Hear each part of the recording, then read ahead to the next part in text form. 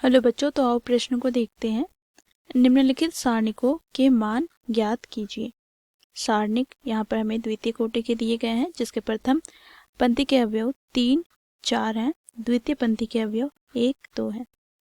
तो दिए गए प्रश्न की मुख्य अवधारणा की बात करें तो बच्चों देखो, यहाँ पर द्वितीय कोटि के अवयव का सारणिक, यहाँ पर हम अवयव ए की बात करें तो बच्चों देखो, यहाँ पर इसकी कोटि द्वितीय कोटि है, अर्थात बच्चों देखो इसमें पंक्ति और अवयव की संख्या क्या है, 2। तो यहाँ पर देखो 2 पंक्ति है, तो प्रथम पंक्ति के प्रथम अवयव यहाँ पर क्या हो जाएगा, एक A11। और बच्चों देखो यहाँ पर दूसरे अवयव हो जाएगा A12।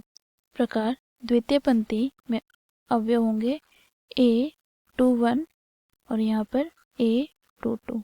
ठीक है। अब बच्चों देखो, यहाँ पर हमें अवयव ए के सारणिक ज्ञात करना है। तो बच्चों यहाँ से हमें क्या प्राप्त होगा, तो देखो सारणिक A11, A12, A21, A22।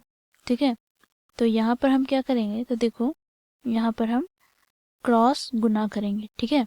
तो पहले यहाँ पर बच्चों हम A11 को गुना करेंगे A122 से, फिर माइनस का यहाँ पर बच्चों देखो A12 को गुना करेंगे A21 से। तो यहाँ से बच्चों हमें सारणिक का मान प्राप्त हो जाता है। तो यहाँ से हम ये भी देखें तो विकर्ण के अवयवों को गुना करके घटाना है। ठीक है।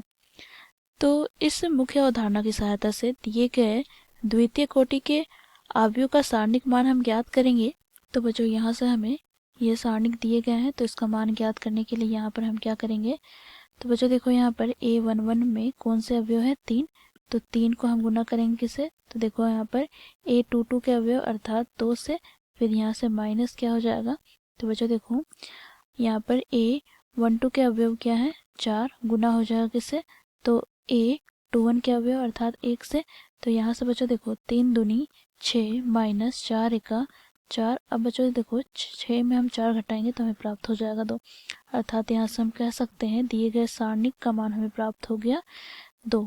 तो ये हो जाएगा बच्चों हमारा दिए गए प्रश्न का उत्तर। आशा करती हूँ ये प्रश्न आप लोगों को समझ में आया होगा। धन्यवाद।